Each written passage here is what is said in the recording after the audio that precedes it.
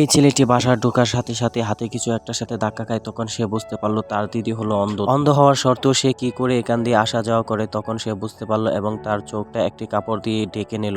যখনই সে সামনে আগানোর চেষ্টা করে তখনই সে পায়ের সাথে একটি পাথরের বাড়ি খায় এবং দেওয়ালের সাথে জুড়ে একটি ধাক্কা খায়। তখন সে বুঝতে পারলো যে তার দিদি কতটা কষ্ট করে।